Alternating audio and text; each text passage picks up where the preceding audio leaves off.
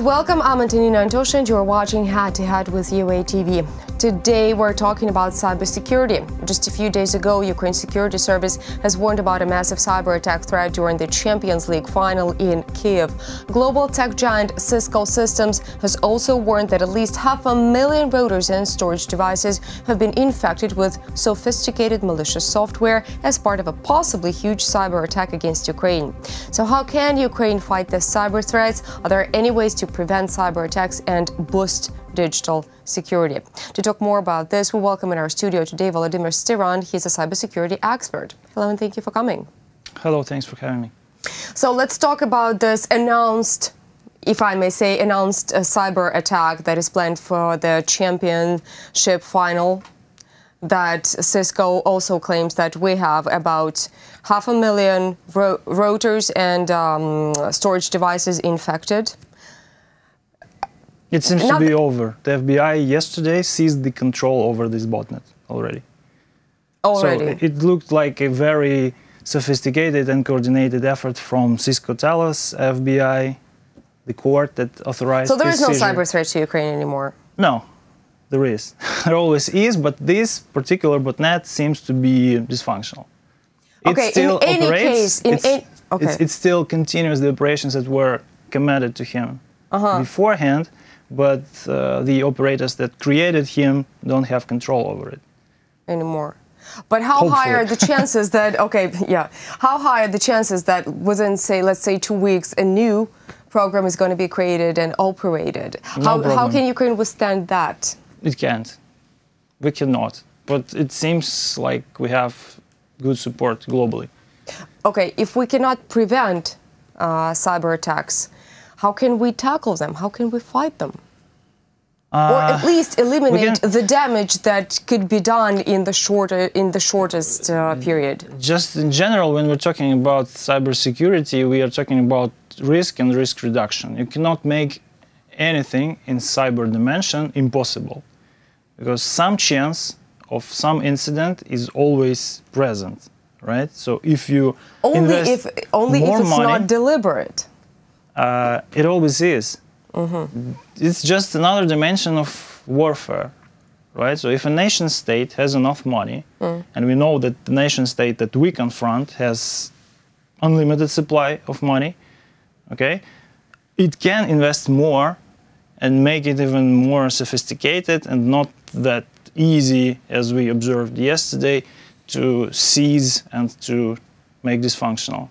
Is it all about money, though, and not cooperation? It always is. This is an economical problem. You are not updating your router because it's cheaper to go and buy another one in 3 years. And this is the problem that made this botnet of 500,000 nodes possible. People do not update their firmware on the router that they used to go into the internet and check the weather and all other nasty things. Okay, what about the cyber attack we had, let's say, I don't remember when exactly, but it was called Petya. 26? Yeah. It was called not Petya, it was dissolved by Thales guys too, actually. So the same guys? Yeah. How can you tell? Where's the proof? What do you mean?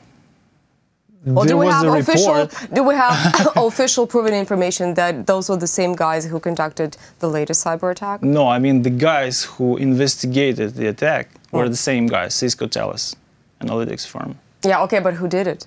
Who did it? Russians. Again? Yeah, why not?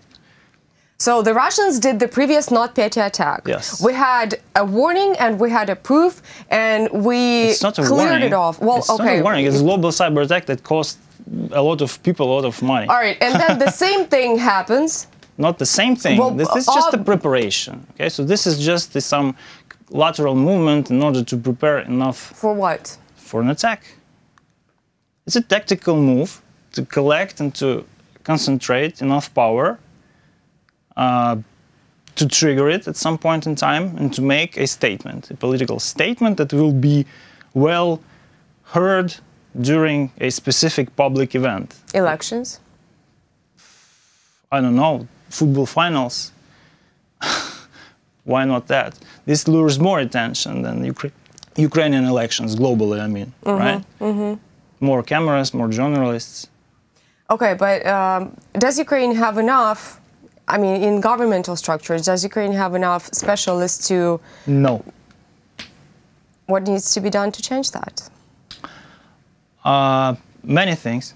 First of all, the culture should change, because currently, no matter who you put in charge of that, the culture of using technology in the country, in the nation, how to say it, is below optimal, right? So we do not update. How do we educate people to have the right culture of the users? Put it into the program, into the schools, into the universities.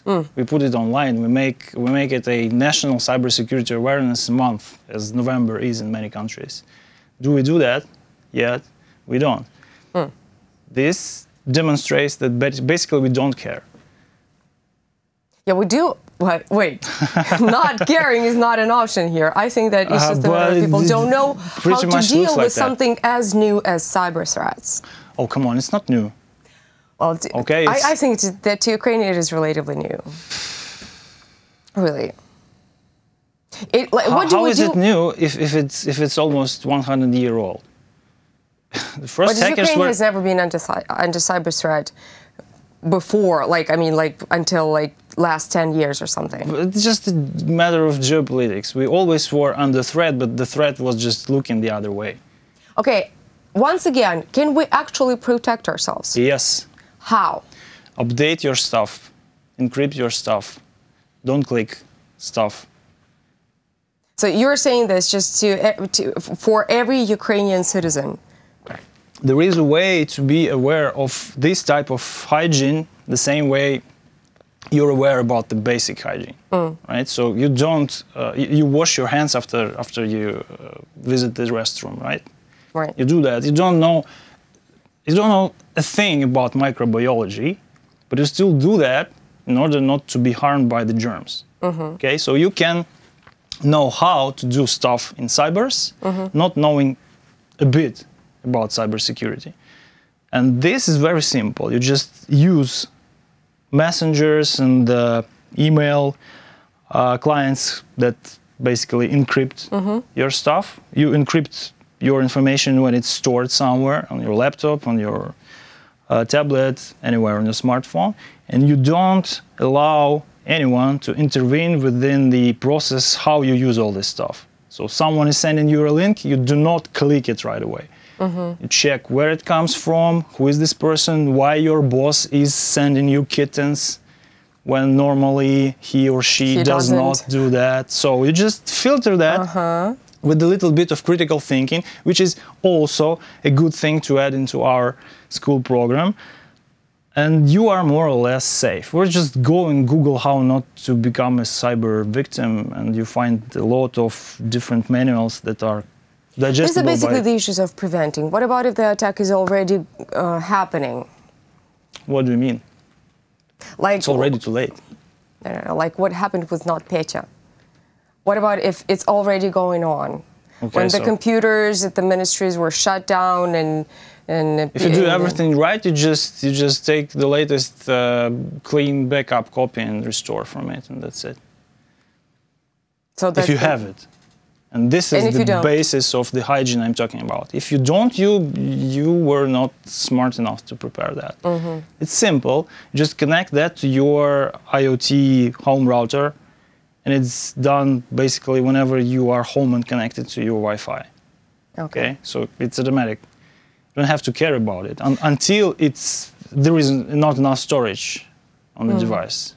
When there is not enough storage, you go into the store and buy another one. So that's how it works. So it's basically the matter of cyber hygiene, right? Yeah. Okay, well, thank you so much for coming and clarifying the situation. Welcome. That was Volodymyr Styran. He's a cybersecurity expert. Thanks for watching. Stay tuned for more.